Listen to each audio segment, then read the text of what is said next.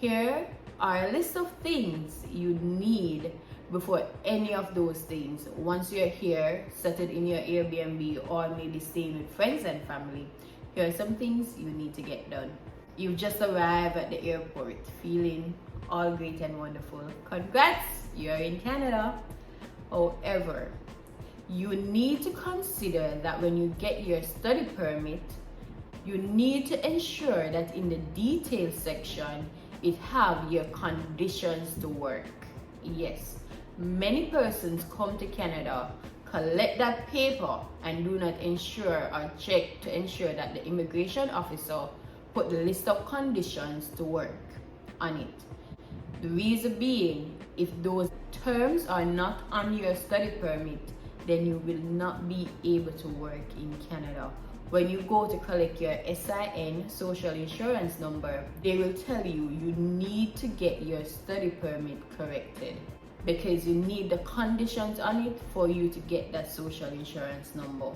So before you leave the airport, ensure they're on the bottom of that study permit. It has the conditions to work. That's the first thing first, even before getting a social insurance number. And I just want to add in this tip that if you're coming, please be prepared when you're in the airport and you're going up to that immigration officer. When I was coming, I had to have my vaccine card and also my COVID test. And you know the confirmation letter that you will have in your email to say you were given the study permit, the permission to come to Canada. Please have that letter printed. Have your vaccine information, your vaccination information up front, those two things.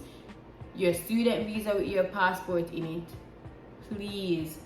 I've seen it while I was waiting in the line, so many persons before going up to the officer, they weren't prepared. Those things you need. If you do not have that letter that you received, that PPR letter that you received in your email as a confirmation, the request for your passport, if you do not have it when you get to Canada, you're going to be in problems. And then some immigration consultants, they are lenient to say they will help you to look in your email and send it to them because you will have Wi-Fi, but please have that when you're traveling to come to Canada. Okay, so airport things sort out. You get your study permit here. On your way out now, social insurance number.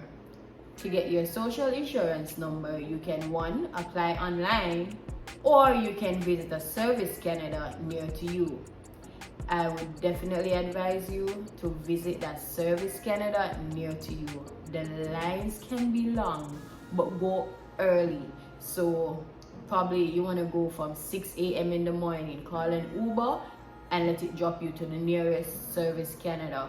The lines are long, but at least after waiting in that line, you will be coming out that same day with your social insurance number and you'll be able to work in Canada.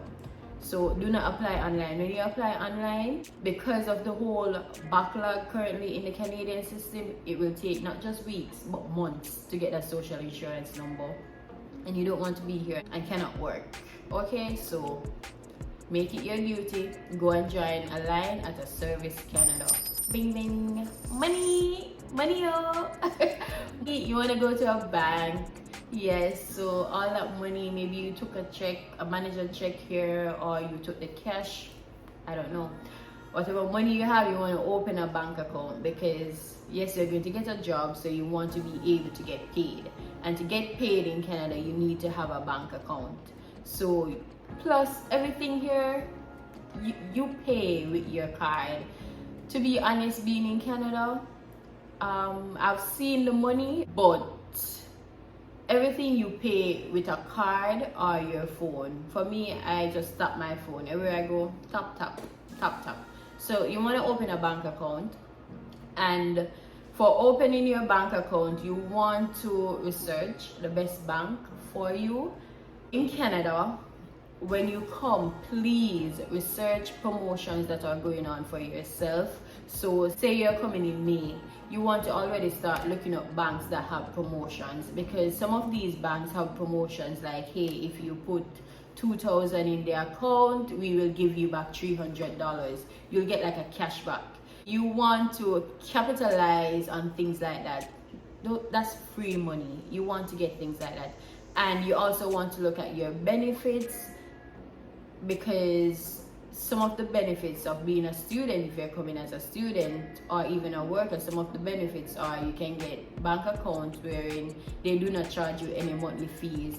Please do not open any bank account that charges monthly fees. This is Canada. You have so many options. The banks, you have TD Bank, you have Scotia Bank, you have BMO. BMO is a good one. It's a good one for getting a little interest on your money. Right? But you need to research and ensure that you open one that will benefit you so that you can get back at least a little cash back. There are always promotions going on. So after getting your bank account, the next thing you want to do, the same time you're opening a bank account, you want to get a credit card. You can get a credit card immediately when you come to Canada, especially as a student. Normally the credit limit is about $500. So the reason being I'm advising you to get a credit card is to help you build credit.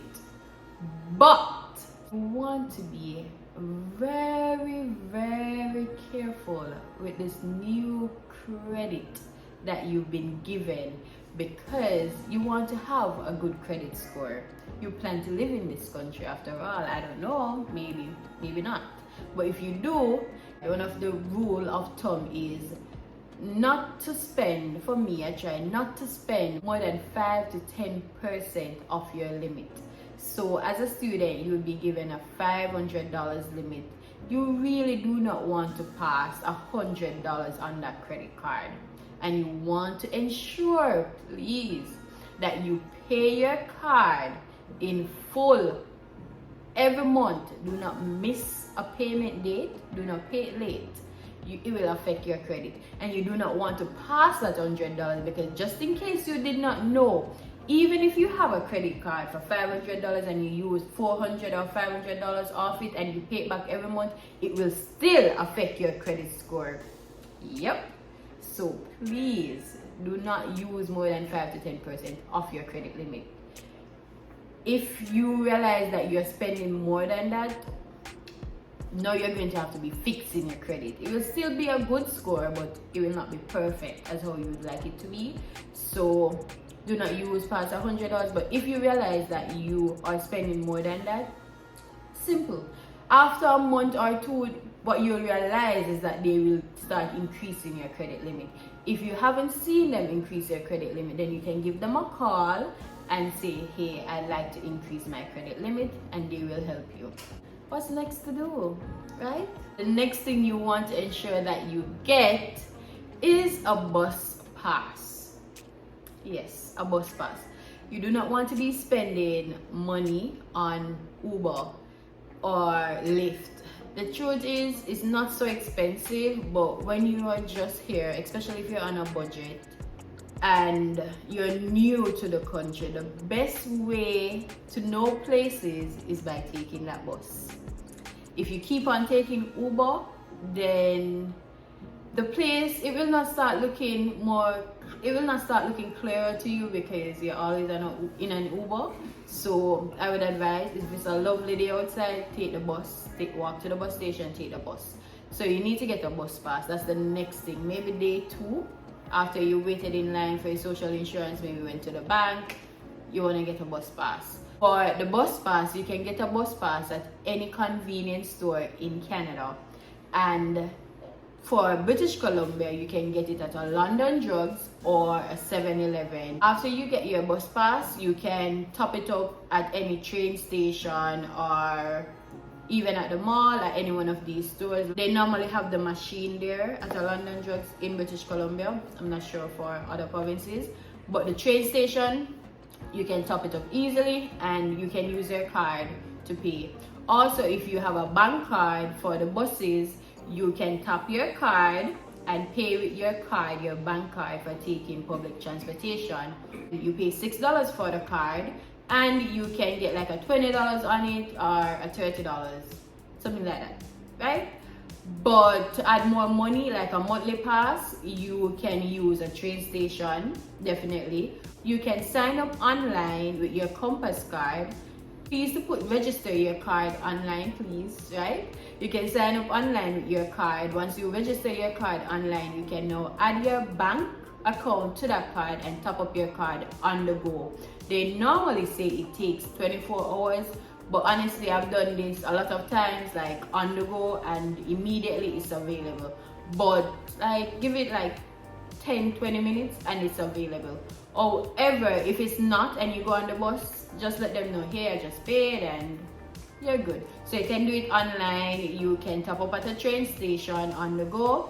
And the convenience of when you register your card, your Compass card or your bus card online, is if you happen to lose your card, yes, if you happen to lose that card, then simply you can report that your card was lost or stolen, and you can get a refund of whatever money that you had on your card. Take it from me, I've lost my card already. Yeah, clubs me.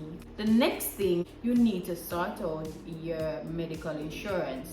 Some persons, your school will provide you with a temporary medical insurance, but what I've seen using the school's medical insurance tends to be a little bit more money than using a province. So here in British Columbia, we use MSP. But if you're going to another province, you need to find out what's the best one for you.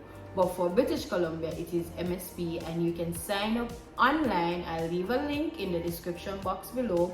You can just sign up online immediately as you get your social insurance number. It normally takes at least 3 months to get to you. That's why I would recommend signing up immediately, because you need insurance while being in Canada. And if you are getting insurance from your school, then you need to compare both and see which one is cheaper. But I can tell you, if you're coming to BC, normally BC is cheaper because it's like $75 per month for you and your partner, or for you. Yeah. If you're going to Alberta or ever, health insurance, I believe, is free. So lucky you. So the next thing you'll need now is a phone or a SIM card. It depends.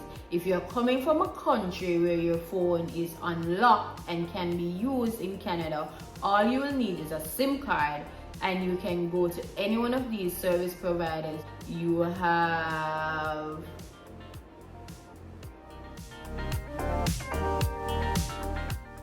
any one of these you can actually sign up for.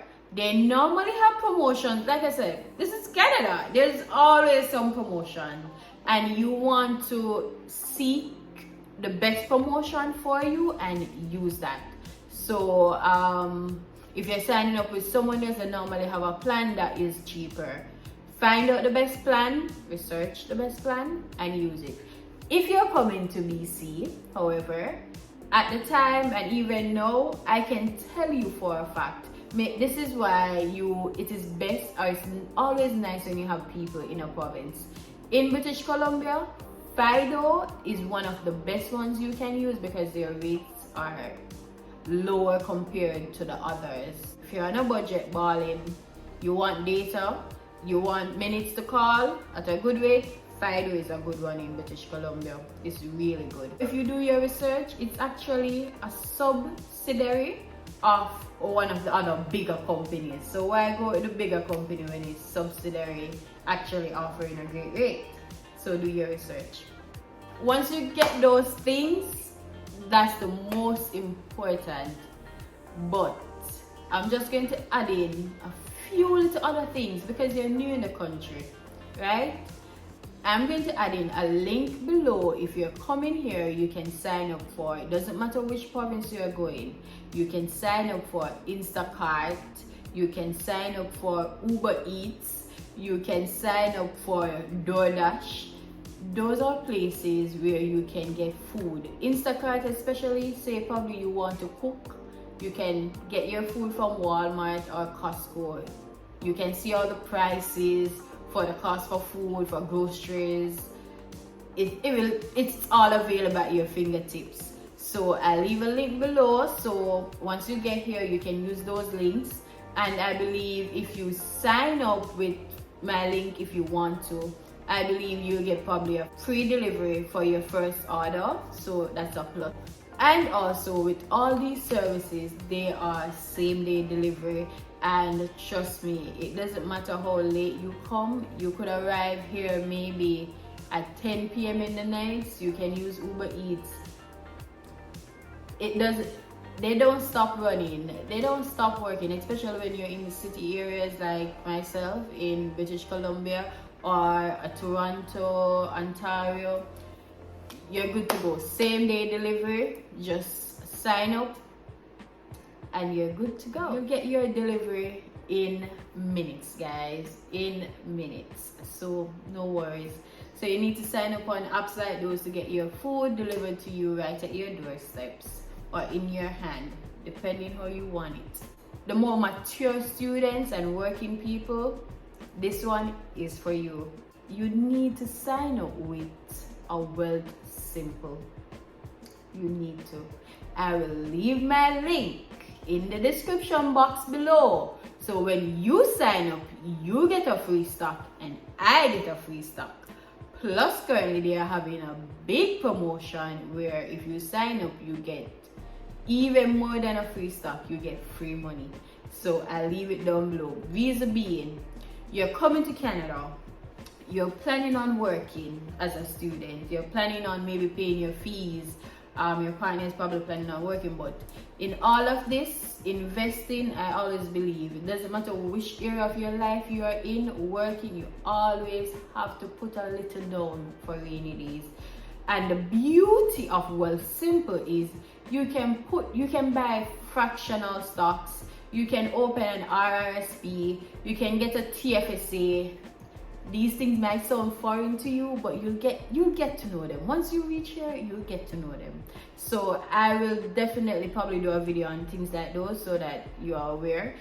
So if it's even a $20, if it's even $2, I'm not even exaggerating. If it's even $2, you have extra, you can use Wealth Simple and buy maybe a little piece, a fractional piece of Tesla or a little piece of Amazon, and it goes a long way in the future. If you just say every 2 weeks you're going to close your eyes, put down $2 out of your pay, that $2 that you will use to go and buy a Starbucks or something else, just put it down for a rainy day. You will see how far it goes. Currently I'm working, but I'm trying. I put down a little, every little chance I get, so that one day, maybe when I'm finished with school, I can say, hey, this is the amount I would have saved while studying in Canada. Trust me guys, it's a win-win. Sign up and get your Wealth Simple. That's a bonus. Anyways, you have all of these things covered, you are good to go. And right now I just want to say, you're coming. Congratulations. And I know you will enjoy your time here. Welcome to a new life. You're open to many possibilities. Please make use of every opportunity you get. And do not forget, with God in your vessel, you can smile at the storm. Troubles will come, but keep on praying, look up. I know you're a bit anxious, especially if you haven't been to Canada as yet, but probably waiting on those results. Breathe. You'll be successful. All the best on your journey.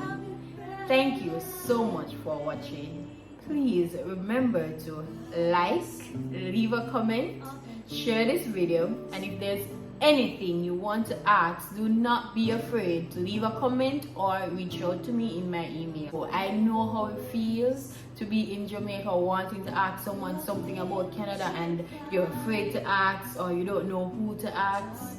Ask your question, no problem. Yeah, and it was my pleasure telling you the things you need to do when you first arrive in Canada. And like I said, do them in order. Those are things you will need.